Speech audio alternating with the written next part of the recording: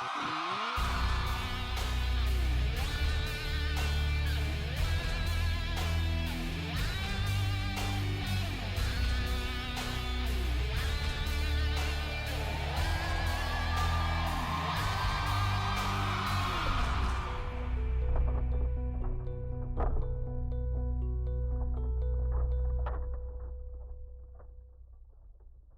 noite, Curitiba. Boa noite. Agora vocês capricharam no T mais do que quando nós ensaiamos, né? Boa noite, você que assiste a Novo Tempo. Olha só, você assistiu o Clamor da Meia-Noite na última semana e agora está assistindo esse novo programa. Só que, como eu tinha dito para vocês, nós já mudamos de Porto Alegre para Curitiba. E essa noite você encontra o pessoal do Boa Noite aqui em Curitiba. Um pessoal alegre, todo mundo vivendo também uma semana de chuva. Nós fizemos uma semana em Porto Alegre e foi uma semana de chuva.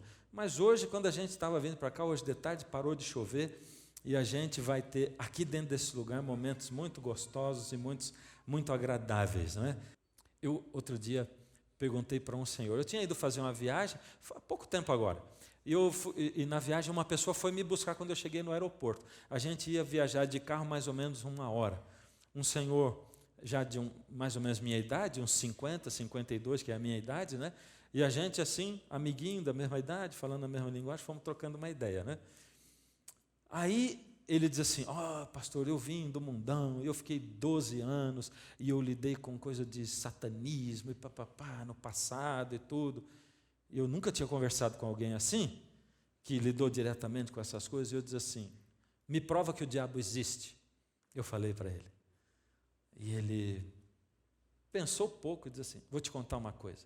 A gente ia muito em cemitério para violar sepultura e fazer uns trabalhos que eram pedidos para nós e que se pagava para a gente fazer.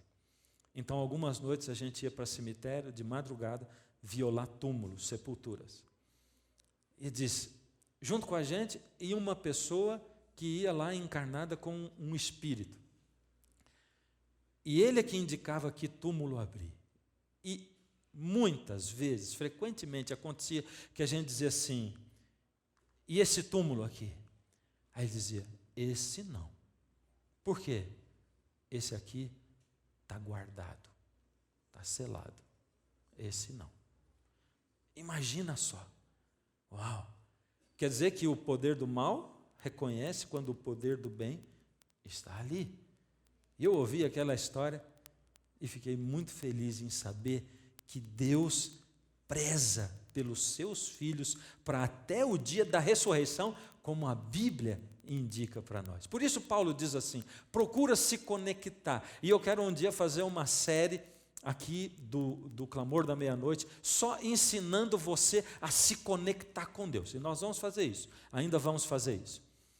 O mundo espiritual, ele está agora ao nosso redor.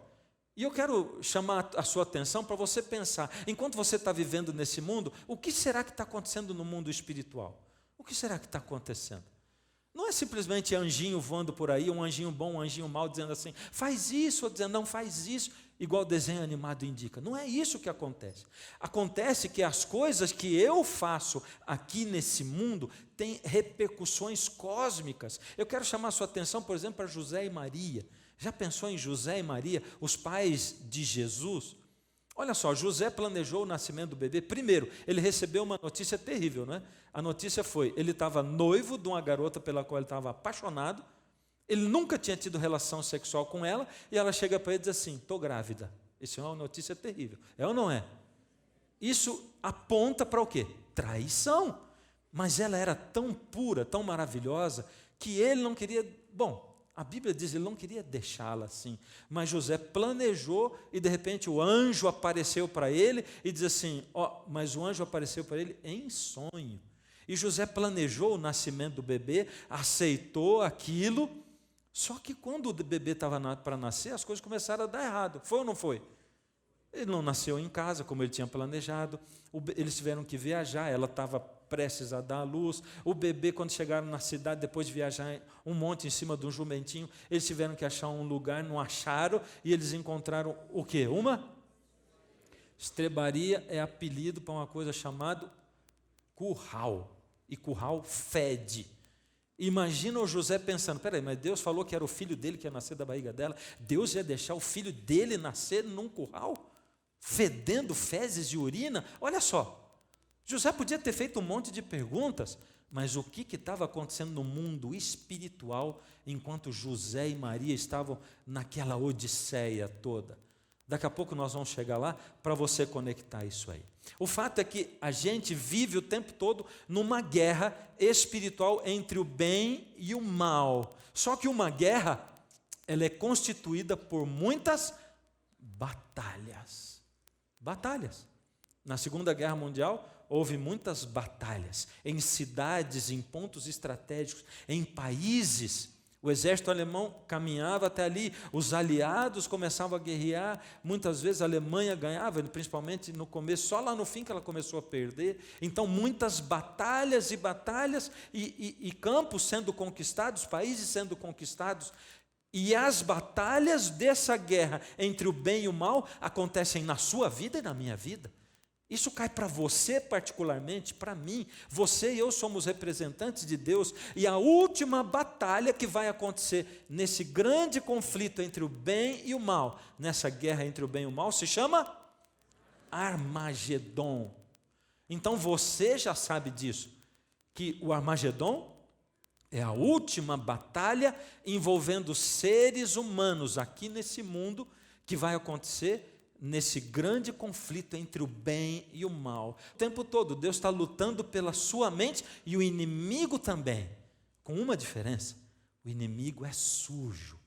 Ele faz de tudo para enganar você, ele faz tudo para ludibriar você, ele faz de tudo para colocar um veneno e dar para aquele veneno um sabor doce, gostoso, agradável. Para você poder identificar e ficar mais familiarizado com essas batalhas, porque eu estou dizendo assim, a guerra entre o bem e o mal é feita de muitas batalhas. Eu apresentei, por exemplo, a batalha que José e Maria viveram, mas eu quero mostrar na história do mundo 2 ou 3 batalhas que eu quero ressaltar envolvendo os seres humanos. Deus tinha criado o mundo lá no princípio, tinha criado o ser humano lá no 6º dia, e de repente o pecado entrou no mundo, e a gente já viu isso aqui hoje.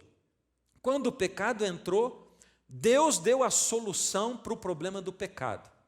Deus diz assim: o meu filho vai vir, Deus vem, se transforma em homem e vai morrer no lugar de vocês. Esse texto está assim: o Senhor Deus fez roupas de peles e com elas vestiu Adão e sua mulher. Bom, para Deus fazer roupa de pele, essa pele teve que vir de onde? De um animal. Nesse caso, o cordeiro. O que era o cordeiro? Por que o cordeiro morreu? Porque Deus estava dizendo aí: o meu filho vem como um inocente, sem nunca ter pecado, como um cordeirinho, e ele vai morrer no lugar de vocês para pagar o preço do pecado de vocês. Daquele momento em diante, presta atenção, isso aqui é muito importante, presta atenção você que está em casa aí também, isso aqui é fundamental. Daquele momento em diante, Deus havia acabado de instituir que o cordeirinho morto, ele seria o evangelho do Antigo Testamento. Dá para entender isso? Você entende, não é? Deus diz assim: quando você pecar, você vai se lembrar que você não consegue se salvar do seu pecado, que você não consegue ter coisa boa nenhuma em você, e que nenhum outro ser humano pode salvar você, a não ser Deus que vem morrer por você. Mas o homem e a mulher que viviam lá naquela época, 6.000 anos atrás, não conseguiam entender. Então Deus deu alguma coisa visível, palpável para eles, e disse: vocês vão confessar o pecado na cabeça do cordeiro. Simbolicamente o pecado passa para o cordeiro. Vocês estão crendo que Deus vai perdoar o pecado e o cordeiro morre no lugar de vocês. A salvação é assim, de graça, e o cordeiro morreu. Olha aqui o texto no qual Deus promete que o ser humano vem: porém inimizade entre você e a mulher. Deus está falando isso aqui para quem? Para quem Deus está falando? Para a serpente. Deus olha para a serpente e diz assim: eu vou colocar inimizade entre você e a mulher. entre a sua descendência, serpente, e o descendente da mulher. O descendente da mulher, vai ferir a sua cabeça, serpente. E você, serpente, vai ferir o calcanhar dele. Deu para entender? Ficou claro? Deus está falando, serpente, você e a mulher, depois do pecado dela, vocês ficaram amigas. Sabe como é que é? Vocês gostam da mesma coisa. A mulher tem a natureza pecaminosa, gosta do que é errado, mas eu vou colocar uma inimizade entre vocês.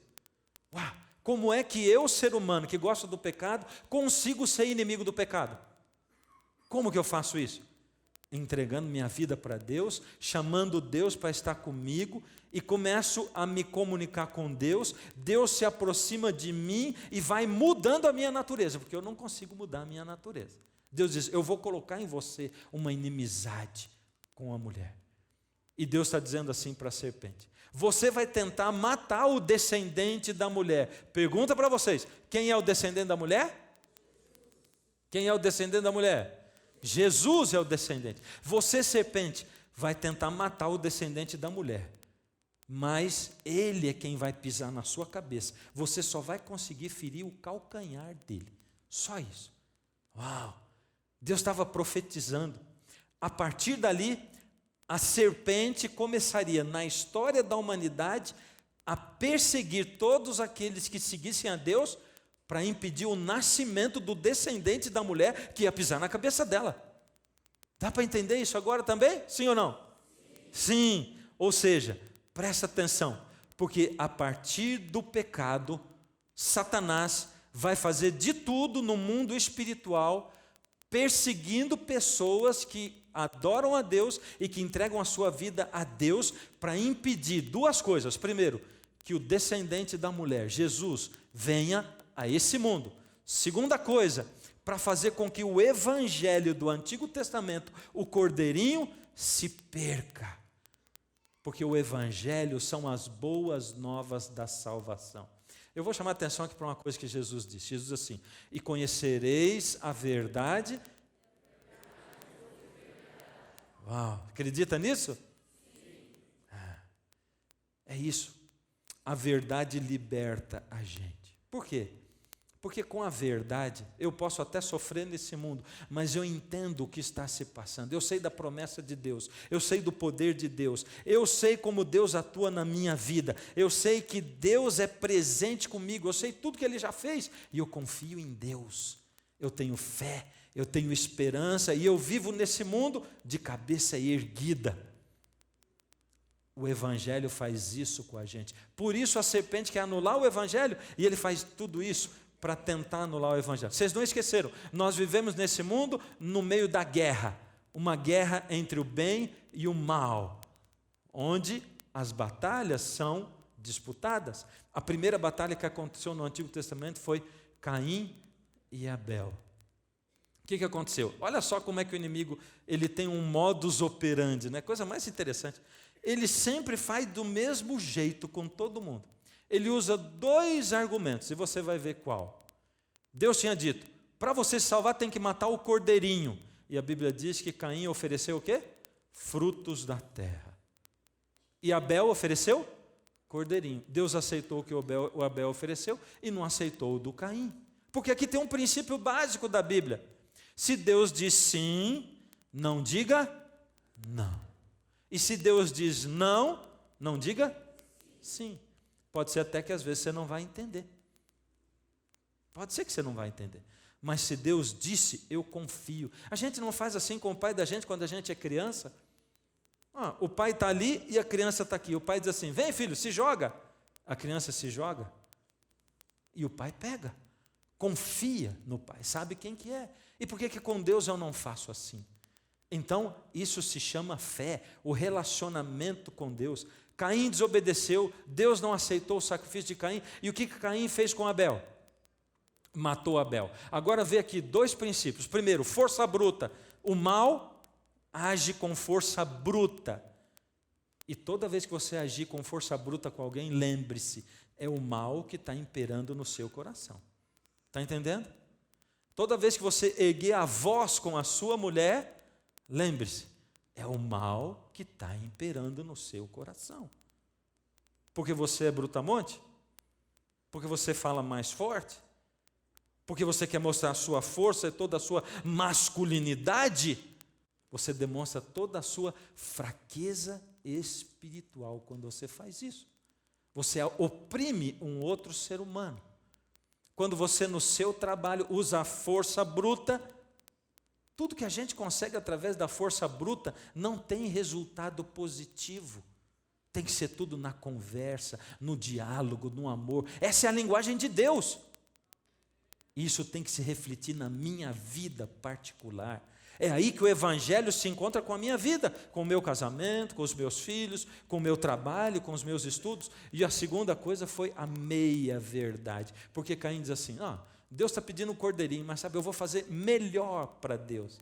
Como tem gente querendo fazer melhor para Deus, né? Deus pede isso, não vou fazer melhor para Deus, aí faz aquilo. Deus diz, eu não pedi aquilo, eu pedi isso, faz isso, está entendendo? Esse é o modus operandi do inimigo. Toda a humanidade se corrompeu logo em seguida, a Bíblia diz, lá em Gênesis, no capítulo 6. E aí, essa batalha espiritual foi para um outro âmbito. Quem que é esse camarada aqui? Como é que vocês sabem? É lógico que ele está construindo um barco no meio da grama, não é? Esse é o Noé. Olha só, você nunca perguntou assim, mas um Deus de amor pode mandar um dilúvio na terra? Já se perguntou ou não? E aí, como é que a gente explica essa história do dilúvio, onde todo mundo se perdeu, menos Noé e a sua família? Primeiro, Deus avisou, essa é a primeira coisa. Avisou durante quanto tempo? 120 anos de pregação. Meu Deus! E olha, eu vou te dizer um negócio. Deus está avisando que esse mundo vai chegar ao fim e que a última batalha, a batalha do Armagedon, está chegando. Entendeu? Deus está avisando, do mesmo jeito que Ele avisou através de Noé. Primeiro, Deus avisou. Segundo, além de Deus avisar, o que acontece é que toda a humanidade se corrompeu. Se Noé morresse, o evangelho se perderia, porque os filhos dele iam se perder. Então Deus teve que preservar Noé para preservar o evangelho. E se o evangelho se perdesse, ninguém mais ia se salvar. Olha só, Deus, que é um ser espiritual, Ele olha para a sua vida eterna. Deus quer dar para você e para mim vida eterna. Por isso que Jesus diz assim, ajunta tesouro no céu. Quem quer ajuntar tesouro no céu? O povo quer juntar na terra, é ou não é? Olha o que ele disse lá para o jovem rico, eu até já disse, vai, vende tudo que você tem, e quando você vender, dá para os pobres. Acabou de dar para os pobres, você ajuntou tesouro no... Mas o jovem rico não queria juntar tesouro no céu. E eu não condeno ele, porque quem de nós quer juntar tesouro no céu? O pessoal quer juntar na terra. Opa, eu ouvi um eu ali, gostei do eu. Parabéns, que bom, que maravilha. Outro dia eu estou aqui pensando, ou você não tem dinheiro nenhum, ou tem muito, viu? É verdade. Mas sabe, eu estou brincando com ele. Estou brincando pelo seguinte, quando você desenvolve um relacionamento com Deus, é isso que Deus vai fazendo. Deus vai arrancando do coração da gente esse apego nas coisas do mundo. É isso aí é miraculoso, não está em mim. É Deus quem opera isso, é Ele quem faz isso e faz a gente olhar para essas coisas. Agora, Deus manteve a família de Noé e o evangelho se manteve, porque se o evangelho se perdesse, nós não estaríamos aqui hoje. Deus deu continuidade à história do mundo e essa foi uma outra batalha. Eu quero citar agora que Deus escolheu um homem. Na história do mundo, Deus escolheu um homem. Um homem que pudesse guardar o evangelho. Um homem que pudesse ensinar para a sua família e que pudesse ser o pai da fé nesse mundo aqui. Como era o nome dele? Puxa, mas esse povo aqui é muito atualizado, é um povo muito instruído na Bíblia. O nome dele era? Abraão. E Abraão fez o que Deus pediu, sim ou não? Sim. Como é que é o nome do filho dele? Isaac. Isaac fez o que Deus pediu, sim ou não? Sim. E como é que é o nome do filho do Isaac? Jacó. Desculpa, eu demorei para pôr, aí vocês não tiveram tempo de ler. Jacó. E como é que era o nome dos filhos de Jacó? Aí complicou, né? Porque eram 12 filhos que ele tinha. Ô homem para ter filho nessa vida, é ou não é? Olha lá. Mas qual era o nome do 11º filho do Jacó? Nossa, que povo. Olha, vocês conhecem muito de Bíblia? É lógico que está escrito aqui embaixo, né? José era o nome dele. Agora veja, José, ele tinha uma coisa diferente dos irmãos, porque desde pequeno José amou a Deus e serviu a Deus. Desde pequeno. José tinha um coração puro, temente a Deus. E José, por causa disso, ele foi perseguido. Agora presta atenção, em todas essas histórias de batalha que eu estou apresentando, olha só que coisa, isso me arrepia. É o bem e o mal lutando na pessoa de Caim e Abel. São duas pessoas. A vida delas está representando o bem e o mal. Depois quem? Que eu apresentei para você? Noé. É um homem, e a vida de um homem carregando o evangelho, a verdade de Deus. Um ser humano representando o bem. E eu pergunto para você, será que isso tem alguma coisa a ver com você? No nível que você vive? Você diz, não, aquilo foi o Abraão, foi o... Será que tem alguma coisa a ver com você? Comigo? Será? É exatamente isso que eu estou tentando mostrar para você. Olha o que aconteceu com o José. Teve ainda outro sonho e o referiu a seus irmãos. Por causa de José ser ligado a Deus, Deus falava com ele. Ele teve um sonho, dizendo, esse foi o segundo sonho. Sonhei também que o sol, a lua e 11 estrelas se inclinavam perante mim. Esse foi o sonho de José. Será que os irmãos dele gostaram? Contando a seu pai e a seus irmãos, repreendeu o pai e lhe disse, que sonho é esse que tiveste? Acaso viremos, eu e a tua mãe e teus irmãos, a inclinar-nos perante ti em terra? Ele sonhou o sol, a lua e 11 estrelas. Por que não eram 12? Ele era a 12ª. Então era o sol, a lua e 11 estrelas se inclinando perante ele. E ele disse, pai, sonhei isso. E o pai já entendeu. O que o pai disse? Você está maluco, moleque? Está achando o quê? Que os seus irmãos, a sua mãe e eu vamos nos inclinar em terra diante de você? Você está pensando isso? Olha só. O sonho de José. Ele era uma estrela. O pai, a mãe e os irmãos adorando José. Por causa dessa batalha espiritual, olha só, quando você escolhe seguir a Deus, o inimigo vai estar sempre contra você. Mas quem vai estar a favor de você? Deus. O inimigo e os seus anjos vão estar contra você, mas quem vai estar a favor de você? Deus e os seus anjos. Essa é uma decisão que eu tenho que fazer. Sabe de uma coisa? Hoje nós estamos aqui, você no auditório e eu aqui na frente. Você lá na tua casa e eu aqui na frente. No mundo no qual nós vivemos, no grande conflito, não existe auditório, não tem arquibancada. Aqui é o campo de batalha. E nesse campo de batalha não tem ninguém que fica assistindo. O grande problema é que a maioria de nós, a gente pensa que a gente pode ficar só assistindo. Não, eu já ouvi alguém dizer assim, meu irmão ele é muito religioso, ele gosta dessas coisas de religião. Eu não tenho talento para esse negócio. Não existe talento. Ou você decide que você é de Deus, ou você já está decidido. Porque a gente nasce nesse mundo envolvido com o pecado. Para eu ser de Deus, Deus que tem que colocar essa inimizade contra o pecado. O grande conflito entre o bem e o mal fala da sua vida e da minha vida. E o que eu faço aqui tem repercussões cósmicas. José foi vendido como escravo pelos irmãos e ele foi para o Egito. E a grande pergunta é, por que ele foi vendido? Por quê? Por que Deus permitiu isso? Quero ouvir a resposta. Porque Deus permitiu que José fosse vendido como escravo para o Egito? Eu sabia que você ia responder isso. Você respondeu assim, é porque ele foi para o Egito, se tornou governador do Egito, e lá, ele teve lá os sonhos, e Faraó colocou como governador, e ele plantou e salvou o mundo inteiro da fome. Sim ou não? Sim ou não? Sim, e isso aconteceu. Mas não foi só Por isso que ele foi para lá. Senão seria simples. Ao invés de Deus deixar o José ser vendido para o Egito, ele podia dar a fartura lá na terra de Canaã, onde estava o pai dele. E ele não precisaria passar por todo esse sofrimento. É ou não é? E isso deixa a gente meio truncado. É porque o bem e o mal estão lutando aqui na vida de José. Olha só, José era governador daquela terra. Era ele quem vendia a todos os povos da terra os alimentos.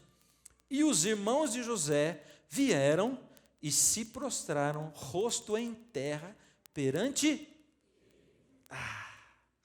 eu gosto quando profecia se cumpre, sabia? E quando a gente lida com Bíblia, a gente gosta o tempo todo, porque todas elas se cumprem. Não tem nenhuma que falha.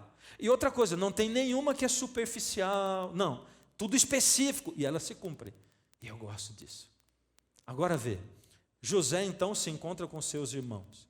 Aí ele diz para os irmãos dele, mas Deus me enviou. Primeiro ele diz assim, não fiquem tristes. Não foi, na verdade, não foram vocês que fizeram. Deus permitiu que isso acontecesse. Por quê? Deus me enviou adiante de vocês para preservar a sua descendência na terra e para manter a vida de vocês por meio de um grande livramento. 2 motivos, um está em amarelo e o outro está em branco. O segundo é para plantar aqui e salvar o povo da fome. Esse é o segundo, é o que está branco embaixo. E aquele lá, para preservar a sua descendência na terra. Que descendência é essa? Que descendência é? A descendência espiritual de Deus. Como é que a gente vê isso? Olha aí, lá na terra de Canaã, onde morava Jacó com seus filhos, o povo era idólatra. Então era o povo, uma família ligada com Deus, cercado de gente idólatra que não acredita em Deus. E se eles ficassem lá, eles corriam o risco de serem misturados com aquele povo e o evangelho se perderia. Então o que aconteceu? Deus permitiu que aquilo acontecesse. Veja, Deus não fez aquilo, Deus permitiu. Deus pega espinhos e transforma em jardins. Já viu isso na sua vida? Já viu? Acontece uma coisa, você diz, foi terrível isso, e de repente lá na frente aquilo se transformou numa bênção para a sua vida. Já viu ou não viu? Deus opera desse jeito. Então Deus permitiu. E ele foi para o Egito. Aí olha o que aconteceu. Depois que ele foi para o Egito, os irmãos foram também para lá, e José trouxe o pai dele, e toda a família deles veio para o Egito. Olha o que ele diz assim, quando, pois, isso é José falando para os irmãos chegaram para morar lá, o pai chegou para morar, e o faraó vinha para conhecer os irmãos dele. Quando, pois, o faraó perguntar, qual é a profissão de vocês? Respondam assim, estes teus servos criam rebanhos desde pequenos. Esse também era o trabalho dos nossos antepassados. Assim, vocês poderão ficar morando na terra de Gósen, porque os pastores são desprezados pelos egípcios. Olha o que o José falou. Você entendeu o que ele falou? Ele falou assim, se vocês contarem para o faraó que vocês são pastores de rebanho, os egípcios odeiam pastor de rebanho. Então vocês vão ficar numa terrinha separada para vocês. É uma terra maravilhosa, chama terra de Gósen. Essa terra vocês vão ficar lá. E os egípcios não vão se misturar. Eles passaram 400 anos no Egito e não houve casamento entre egípcios e os descendentes de Abraão. Essa linhagem permaneceu pura e o evangelho foi guardado. Porque senão eles teriam se perdido na terra de Canaã, porque Deus se interessa em preservar o evangelho, mas Deus usa os seus servos para preservar o evangelho e levar salvação para outras pessoas. É exatamente isso que Deus quer fazer com você. É exatamente isso pelo que Ele luta na sua vida o tempo todo. Aquela batalha espiritual foi mais uma batalha dentro do nosso gráfico. Caim e Abel, mas houveram muitas batalhas. Cada história que você lê na Bíblia é uma batalha. Cada pessoa que vive nesse mundo é uma batalha. E a sua história podia estar escrito lá naquele gráfico, como uma batalha espiritual que você está vivendo. O povo então, depois de tanto tempo, o outro faraó do Egito escravizou o povo. E o que aconteceu depois? Deus chamou Moisés para libertar o povo do Egito. Deus chamou Moisés. E Moisés viu Deus na sarça ardente. A partir daí eles se tornaram agora uma uma nação. Olha lá, Deus, o evangelho do Antigo Testamento, o Cordeiro, Jesus, o dragão perseguindo, tentando impedir o nascimento de Jesus. Ele persegue Abel, ele persegue Noé, ele persegue José, ele persegue Davi, todos os que se ligam a Deus, porque o dragão dizia, é desse que vai nascer Jesus, é desse que vai nascer, ele não sabia, e ele persegue todos, tentando impedir, e tentando acabar com o evangelho, o tempo todo assim. Aí o povo de Deus, que agora vira uma nação, porque eles saem do Egito, eles se tornam a nação de Israel, eles começam a ser perseguidos por países. Olha só, primeiro foi o Egito, e depois do Egito, qual foi o império mundial? A Síria. E depois do império assírio? Babilônia. E depois de Babilônia? Medo-Pérsia. E depois Grécia. E depois da Grécia? Roma imperial. Esses foram os impérios mundiais. É só você olhar no livro de história e você vai ver o povo de Deus sendo opresso. E por último, tem um sétimo que a gente ainda não vai saber. Vai chegar na profecia daqui a pouco. E você vai entender. Dá uma olhada. No Egito, o faraó tentou acabar com o povo judeu, mandando matar os meninos recém-nascidos na época de Moisés. Na Síria, o que aconteceu? Sargão II tinha conquistado já as 10 tribos do norte, mas enviou Senaqueribe tentando destruir Judá. Na Babilônia, quem foi o comandante agora? Nabucodonosor leva o povo cativo e impõe a eles uma miscigenação cultural e religiosa. É exatamente o que acontece no mundo hoje. Os medo-persas, Assuero, que era o imperador, permitiu que Amã fizesse um decreto de morte para os judeus de todo o império persa. Vocês perceberam? Quem está sendo perseguido o tempo todo aí? O povo de Israel, o judeu. Na Grécia, Antíoco Epífanes tentou destruir os judeus e sua religião no tempo dos Macabeus.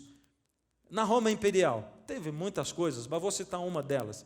Surge o cristianismo, agora não são mais os judeus, Cristo veio, o cristianismo, a igreja cristã vai ser perseguida. Diocleciano decreta uma perseguição de 10 anos aos cristãos.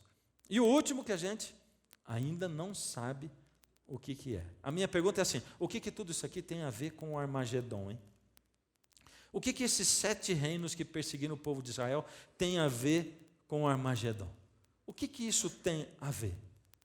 Apocalipse 12, de 1 a 6. Pega a sua Bíblia, vamos lá. Trouxe sua Bíblia para cá? Trouxe seu celular? Abram seus celulares em Apocalipse 12. E nós vamos ler esses 6 versos. Presta atenção agora, porque tudo que nós estudamos está dentro dessa profecia. Tudo que a gente viu até agora está dentro dessa profecia. Por que Apocalipse 12? Porque Apocalipse 12 é um momento quando começa a ser descrita a batalha do Armagedon. Entende isso? Entendeu, não é? Começa a ser descrito a batalha do Armagedon.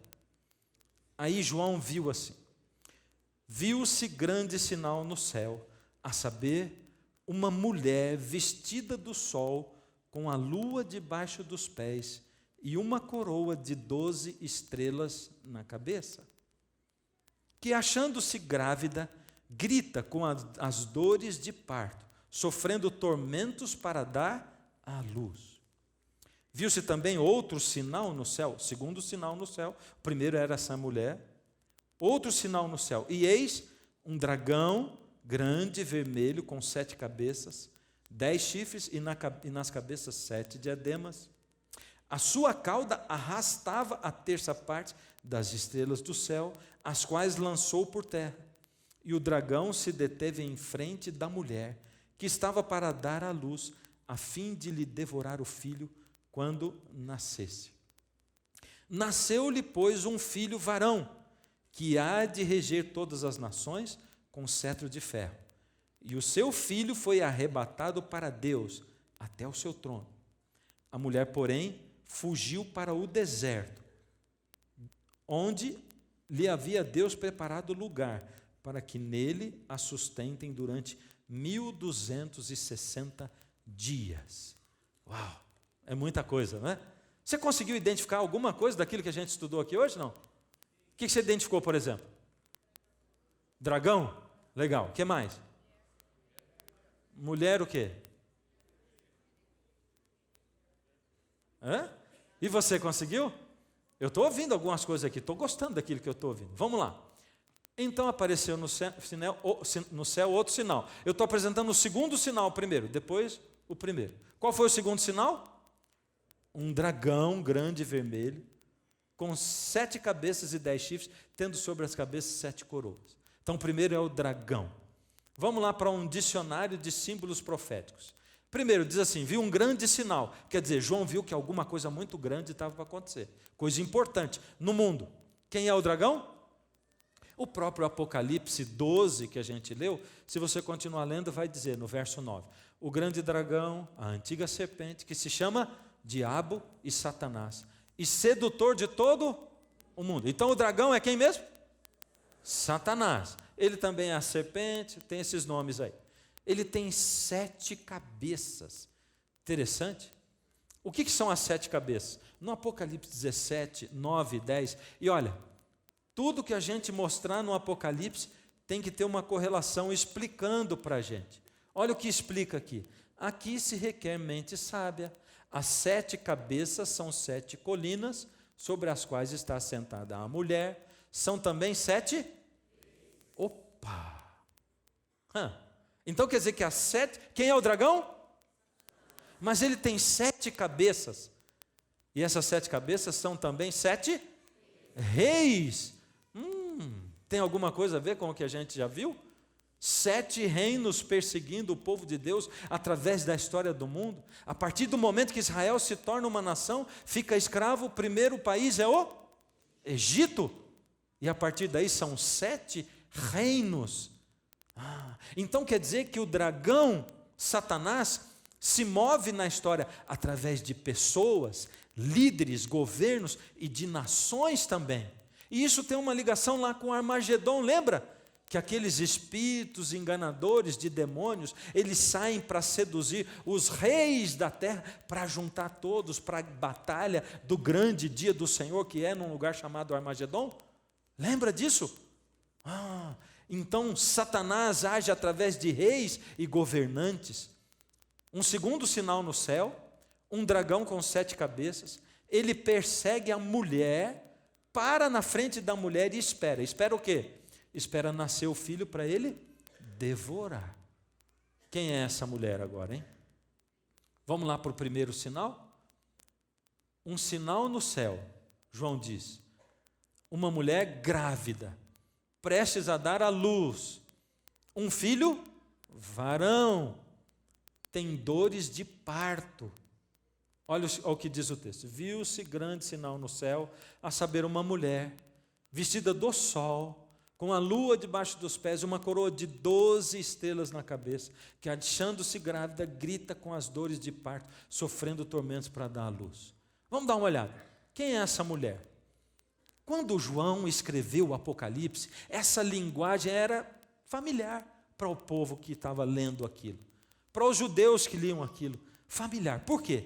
Porque no Antigo Testamento Deus diz para o povo de Israel: desposar-te-ei comigo para sempre, desposar-te-ei comigo em justiça. Deus chama Israel de mulher, de esposa.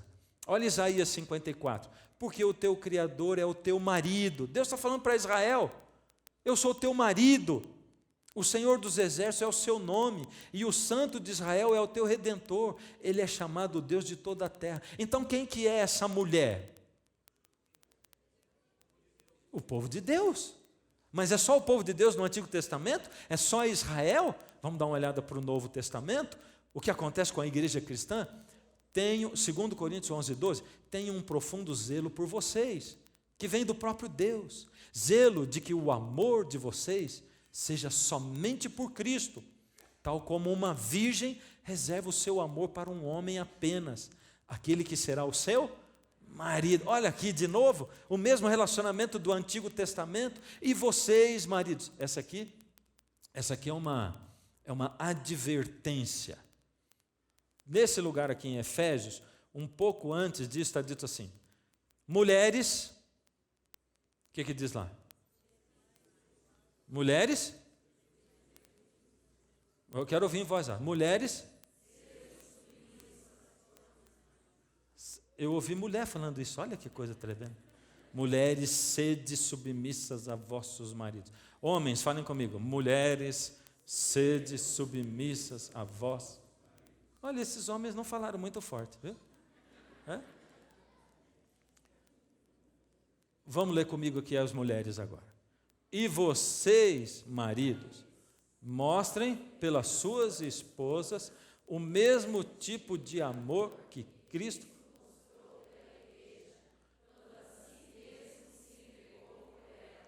Tem mais mulher ou elas falaram mais forte? Qual dos dois? Hã? Então diz assim: mulher, seja submissa ao seu marido. Que marido?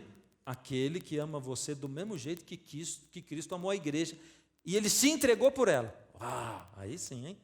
Aí dá letra de música, não dá não? Aí dá romance.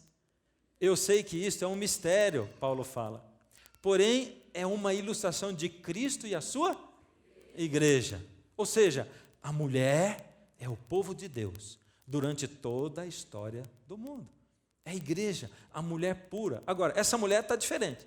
Vestida do sol, 12 estrelas na cabeça e a lua debaixo dos pés. Isso lembra alguma história da Bíblia, não? Hã? Qual história? O sonho de José. Olha só, onde mais a gente encontra isso aqui na Bíblia? Acabamos de ver o sol, a lua e as estrelas se inclinando perante José, Israel, Jacó, Rebeca, a esposa dele, e os 12 filhos formavam as 12 tribos de Israel. Era o povo de Deus, era a cabeça do povo de Deus, a liderança do povo de Deus. Eram quantas tribos, quantos filhos mesmo? 12. Agora Jesus vem, e no Novo Testamento, Jesus arruma quantos discípulos?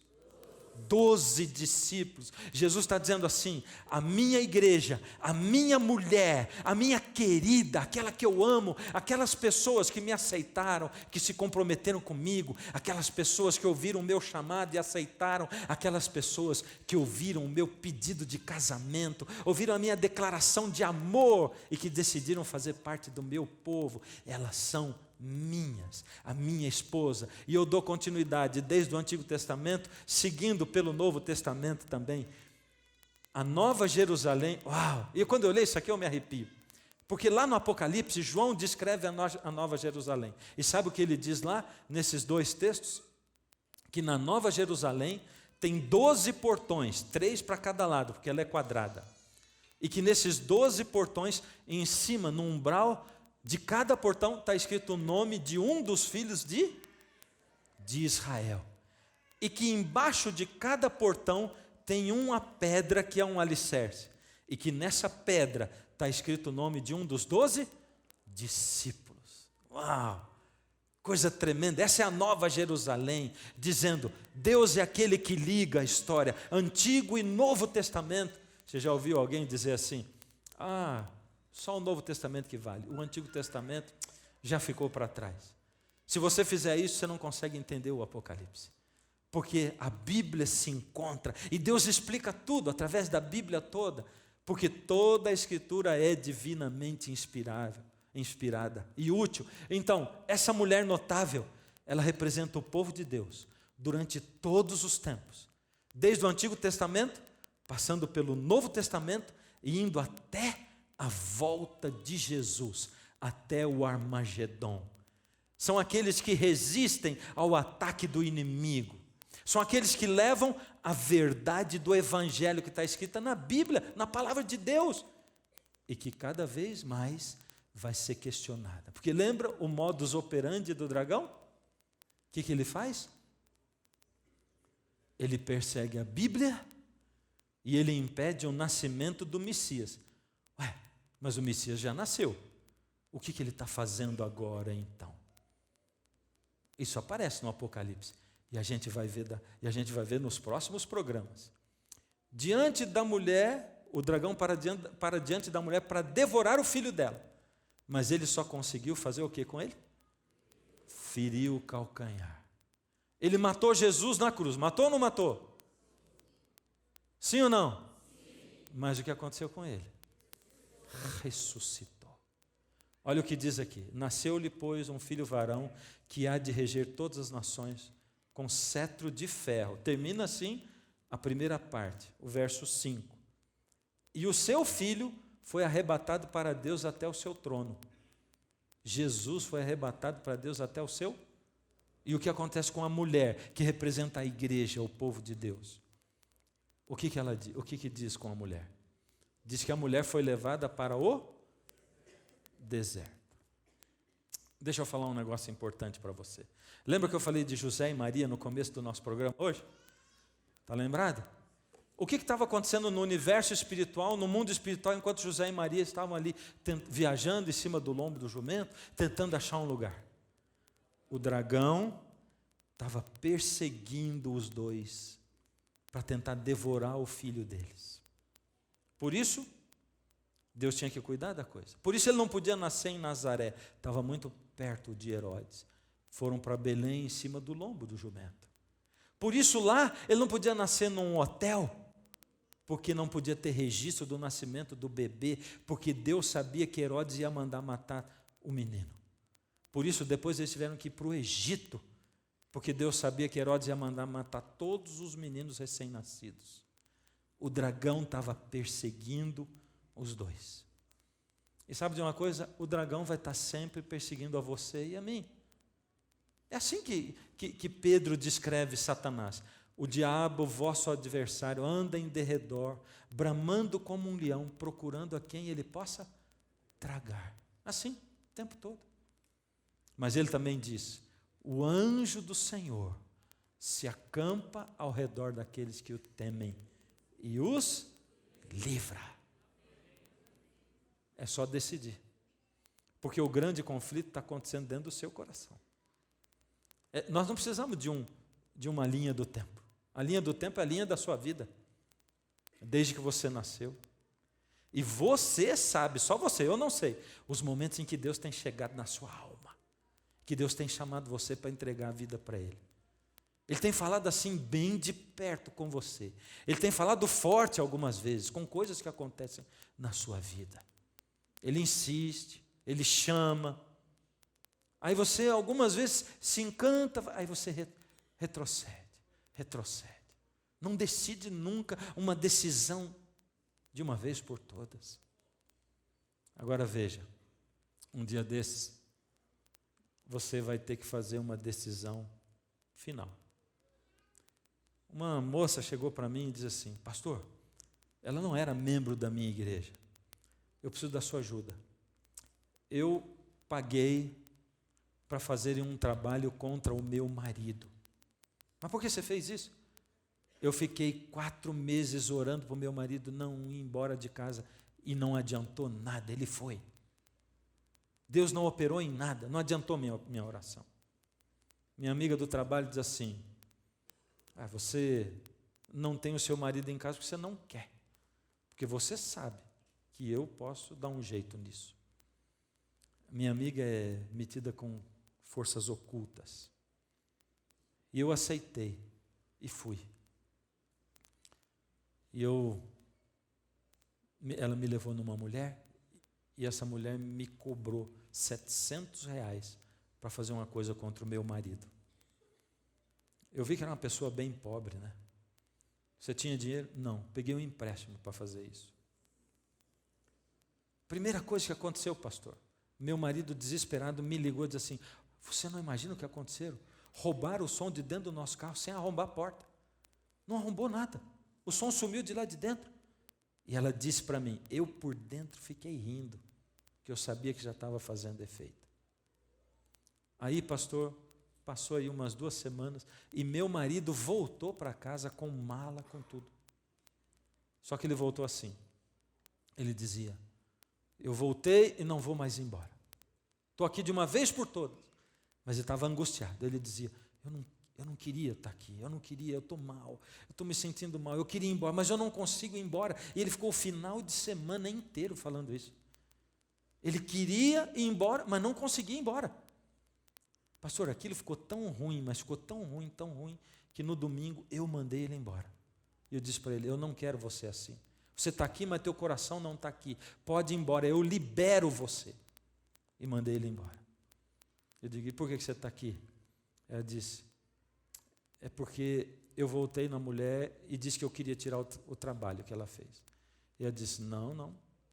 Na verdade, eu descobri que ele tem uma amante, e agora você vai me pagar mais 500 para eu fazer um trabalho contra a amante dele. Como é que eu faço para me libertar disso? Como é que eu faço? Sabe, se engana quem acha que o mal não existe e que o bem não existe. Deus está o tempo todo lutando por você. Você sabe disso. O tempo todo o Espírito de Deus está falando com você, está trabalhando com você, está tentando trazer você. Você tem tantas dúvidas, tantas coisas. Só Deus pode resolver suas dúvidas. E só Ele pode dar força. Só que Ele só vai dar força se você entregar. E eu quero começar essa segunda temporada do Clamor, do Armagedon, dizendo para você que tem muitas e muitas coisas, revelações tremendas para acontecer aqui. Mas que a maior de todas as coisas que precisa acontecer é na sua vida. Porque você é o campo de batalha entre o bem e o mal. O grande conflito acontece no seu coração e na sua alma. E Deus hoje está chamando você para tomar uma decisão. Essa decisão de hoje, ela é simples e complexa. Ela é assim. Deus está dizendo, me deixa agir na sua vida. Me deixa, me permite. E você vai fazer assim, Deus, eu permito o Senhor agir na minha vida. Esse convite é só para você que nunca entregou a vida assim para Jesus. Ou para você que entregou um dia, mas assim como uma esposa rebelde vem se separando de Deus e traindo Deus. Ele está pedindo espaço para entrar na sua vida de novo. Ele está pedindo espaço para ter acesso a você, ao seu coração e à sua mente. E é só você que pode permitir. Eu vou cantar uma última música aqui. Enquanto eu canto essa música, Deus vai chamar você bem forte. E Ele vai chamar você para vir aqui na frente. E aí você vai ver como Deus opera. Aí você vai sentir a força dEle. Aí você vai sentir o poder dEle na sua vida e essa atração que Ele exerce. E Ele vai dizer assim, não tem medo de entregar, eu estou sempre do seu lado. Enquanto você ouve, você vai vir para cá. Porque eu quero orar com você. Quero orar entregando sua vida na mão de Deus. Pode vir. Estou esperando você. Cadê você? Vem. Eu não sei quem é você. Mas esse é o momento. Vem aqui, eu quero orar junto com você. Enquanto Deus diz assim. Se amanhã você acordar e o sol não quiser se mostrar, eu estarei sempre aqui.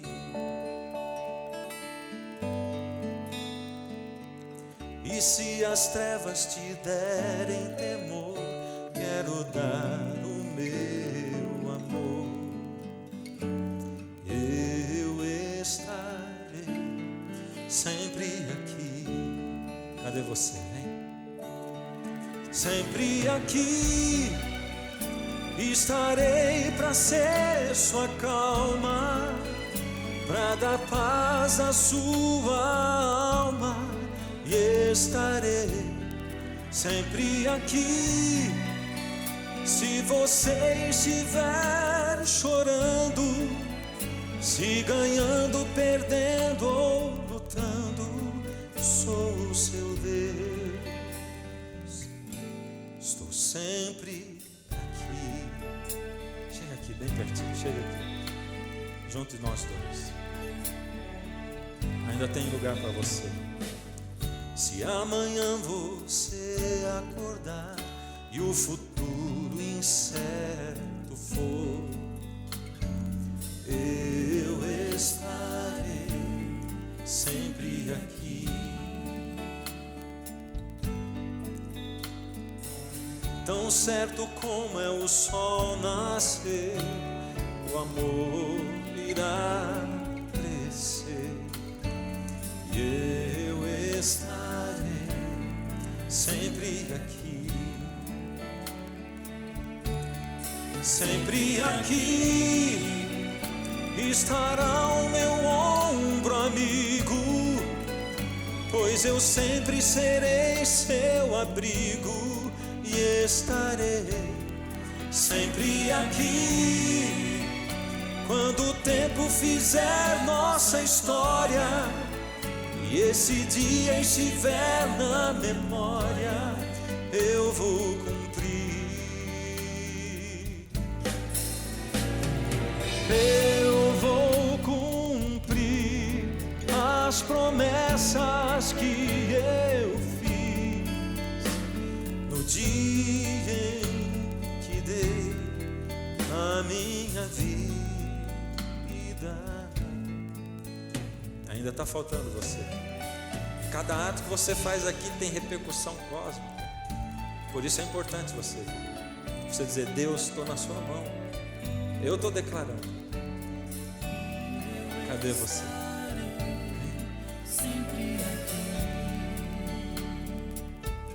E como o sol que sempre irá nascer, o amor sempre irá crescer, e eu estarei sempre aqui, sempre ao seu lado, sempre aqui.